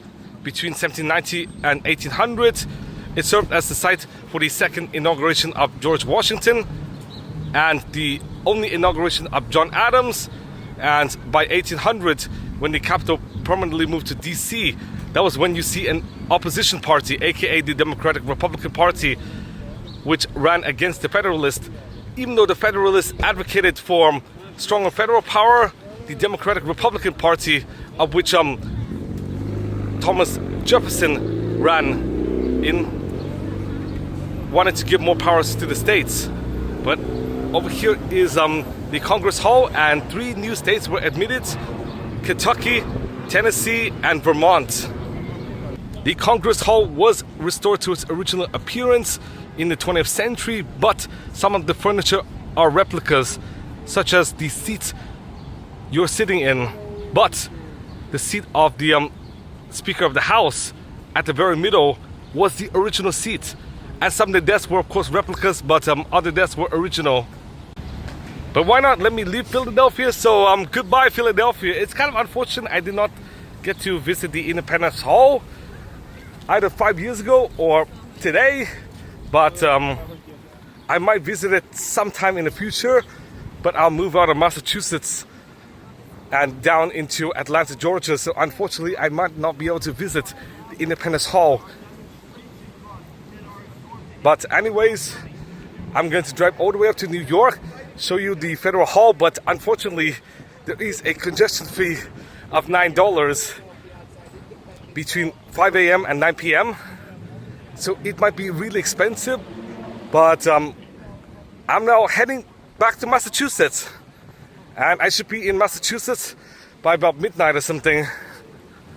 But even though Louis XVI and Marie Antoinette aligned with the US against the Brits, the thing is, in 1793, just several months apart from each other, both Louis XVI and Marie Antoinette were beheaded by guillotine at the Place de la Concorde. Another notorious figure who was beheaded at the Place de la Concorde and also jailed at the Conciergerie was, you guessed it, Maximilien Robespierre, who was beheaded by guillotine just months after Marie Antoinette and about 1.5 years after Louis XVI. Now if you watch the Paris vlog, you're definitely familiar with the name Maximilien Robespierre. He presided over the Reign of Terror, where he would kill moderates and conservatives at random without even disclosing the names, because they oppose his ultra-radical ideas. And unfortunately, given the fact that many revolutionaries fear for their lives, he was of course sent to the guillotine. And unlike Vladimir Lenin, his Montagne party definitely failed and collapsed within a few years. Unlike, say, the CPSU, aka the Communist Party of the Soviet Union, which lasted all the way into 1991. I just left Philadelphia and I'm now charging at the Grand Resort Hotel. There are 40 charging stalls at the supercharger alone. I'm not even joking. It is one of the biggest supercharger locations within a driving distance from Boston, but you can see a Cocoa Key here, and unfortunately Cocoa Key is no longer in business, but it is now under a new owner. But I'm now looking for something to eat, as I do not want to charge in New York City or in Yonkers, as those supercharger locations are pay to park, which means you pay like $5 to $10, sometimes even more, especially if you're in Manhattan, just to park, not even to charge, which makes these charges extremely unviable.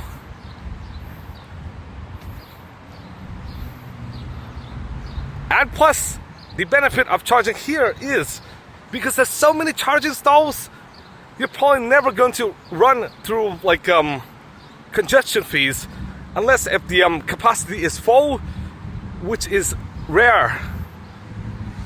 But why not? I'm now looking for something to eat because of this. But yes, that historic relic closed during the pandemic in early 2020. Due to the fact Bob Evans is the closest affordable restaurant to the supercharger over there. Therefore, I'm stopping by Bob Evans because Miller's Ale House will be slightly expensive and I want to save money. So why not? Let me hop into Bob Evans. Even though I saw many Bob Evans restaurants on my road trips in the past 5 to 10 years, the thing is I've never ate in one yet, so this will be my first time here. And also, as for the supercharger, it is not my first time to the supercharger, as I visited the supercharger at least 5 times in the past 2 years of me owning a Tesla. Over here is the meal I'm going to eat, and as for this restaurant mostly serves comfort food. But anyways, before the meal comes out, let me tell you why I mentioned about Maximilien Robespierre. The reason why was because I want to show you that the French Revolution was far more volatile and tumultuous and less democratic than the American Revolution, and far, far less peaceful than the American Revolution. Even though there was violence during the American Revolution, it was far more civil than that of the French Revolution. But a minute after I mentioned Robespierre's name, let me show you my meal. And it took about 10 minutes. After a while, I arrived at New York City, and over here is the Federal Hall, located at 26 Wall Street in Lower Manhattan, and it is one of the most historically significant sites in the United States. Whilst the building standing there today is an impressive 19th century Greek revival structure, the location itself is famous for being the literal birthplace of the American constitutional government. The original building on the site served as the nation's very first Capitol building under the US Constitution. The original structure was initially built in 1703 as the second City Hall of New York City. After the American Revolution, it was remodeled and renamed Federal Hall when New York City was briefly designated as the first official capital of the United States. Several foundational milestones of American democracy happened right in this spot. On the 30th of April 1789, George Washington stood on the balcony of Federal Hall and took the oath of office as the very first president of the United States. The first United States Congress met here, officially launching the legislative branch of the federal government. It was inside Federal Hall that James Madison introduced the amendments that would become the Bill of Rights, which were officially approved there before being sent to the states for ratification. Congress passed the Judiciary Act of 1789 here, which created the federal court system and the Supreme Court. The original Federal Hall was demolished in 1812 after the capital moved to Philadelphia and then permanently to Washington, D.C. The building you see on Wall Street today opened in 1842. It was originally built as the New York Customs House, used to collect import duties for the port, and later served as the United States Sub-Treasury, storing millions of dollars in gold and silver in its basement vaults. Because of its architecture and history, it is easily recognizable by the George Washington statue over there, which is a massive bronze statue of George Washington, and it stands on the front steps, marking the exact approximate spot where it was inaugurated in 1789. The Doric columns. The front exterior features massive stone columns designed to mimic the Parthenon in Athens, symbolizing the ancient democratic ideals the founders drew upon, and of course the Grand Rotunda. Inside, the building features a spectacular dome rotunda with soaring arches. Today, the site is operated by the National Park Service as a museum and national memorial. It sits directly across the street from the New York Stock Exchange and serves as a quiet historical sanctuary in the middle of the bustling financial district, housing artifacts like the actual Bible Washington used to take his oath of office. Unfortunately, it is extremely raining, and I'm sorry if I stutter a lot, but I'm going to return to my car before it is fined. Unfortunately, parking here is extremely elusive and limited, and with the $9 congestion fee, driving in New York City is effectively unaffordable. I'm now on Pine Street, and I'm going to run to my car before I get ticketed.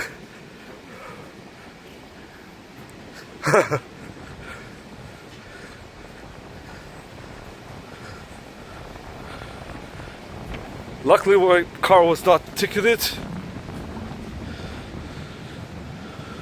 Okay. Whew.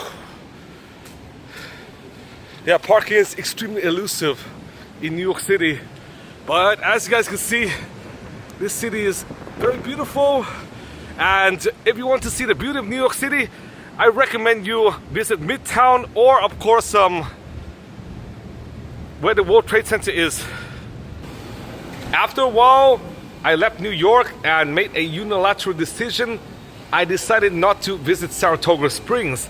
That is because Saratoga Springs is a full 35 miles north of Albany, which meant it is going the opposite direction from Boston.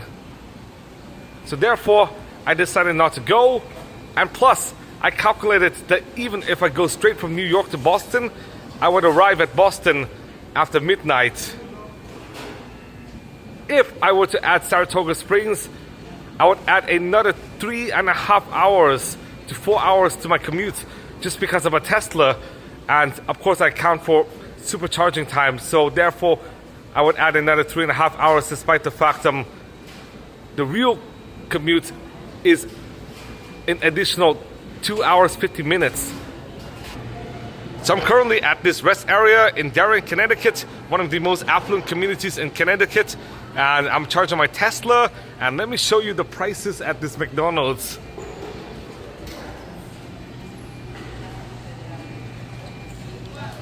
Absolutely expensive for a meal, but I'll see if I'm able to order using the app. I'm not going to buy anything as I just ate, but I'm curious.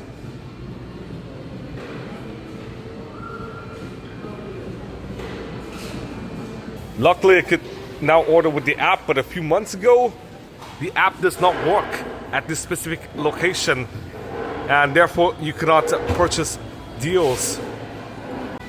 But of course this was an idiosyncrasy with this specific McDonald's location up until possibly about a few months ago, as I did visit this McDonald's a few months ago and decided to not eat anything just because it was too expensive. I really love to use my coupons, of course. Okay guys, it has been 1.5 hours since I returned home, and I'm going to sleep. I'm going to discuss to you guys about the Battle of Yorktown and Saratoga tomorrow. I'm extremely tired after a long drive from Baltimore all the way to Boston. Okay guys, I'm now at my apartment, and here's some information about both the battles of Saratoga and Yorktown and their respective sites. As for the Battle of Saratoga, it took place between September and October 1777, and Saratoga is widely considered the turning point of the entire war, not because it ended the fighting, but because of its massive diplomatic consequences. British General John Burgoyne attempted a complex strategy to cut off New England from the rest of the colonies by marching armies south from Canada down the Hudson River Valley. Instead, he was blockaded, surrounded, and continuously harassed by American forces under Horatio Gates and Benedict Arnold, who was a heroic American general at the time. After two fierce battles, the Battle of Freeman's Farm and the Battle of Bemis Heights, Burgoyne was forced to surrender his entire army of over 6,000 British troops. This was the first time in world history that an entire British army surrendered to colonial forces. This stunning victory convinced France that the Americans had a chance to win the war, prompting the French to officially enter the conflict as an American ally, providing vital naval and financial support. As for its location, it is currently at Saratoga National Historical Park in Stillwater, and the site sits along the scenic Upper Hudson River, just west of Massachusetts and Vermont. The park features a 10-mile self-guided driving tour with stops detailing the American defensive lines at Bemis Heights and the open fields where the heavy fighting occurred. In the nearby town of Victory stands the Saratoga Battle Monument, a 154-foot stone obelisk commemorating the victory, and one of the most famous and unusual historical markers in the world sits here. It is a monument dedicated to Benedict Arnold's leg, which was severely wounded during his heroic charge at Bemis Heights. BC later betrayed the country. The monument depicts only his top boots and general uniform piece, intentionally omitting his name entirely. As for the siege of Yorktown, it took place between September and October 1781, and Yorktown was the decisive conclusion of major land combat during the Revolutionary Wars in the United States. British General Charles Cornwallis moved his army to Yorktown, Virginia to establish a deep water naval base on the Chesapeake Bay. Recognizing a trap, George Washington marched his Continental Army south from New York whilst collaborating perfectly with the French. A French fleet under Admiral de Grasse defeated the British Navy at the Battle of the Capes, completely blocking Cornwallis' escape by sea. Washington and French General Horsham then surrounded Yorktown by land, launching a brutal artillery siege that forced Cornwallis to surrender on the 19th of October 1781. The surrender shattered the British political will to continue fighting, directly forcing Great Britain to negotiate peace and recognize American independence in the 1783 Treaty of Paris, and it currently sits at the Colonial National Historical Park just east of Williamsburg. It is about an hour's drive southeast of Richmond, making a bit of detour east from the standard I-95 route through Washington, D.C. and Richmond.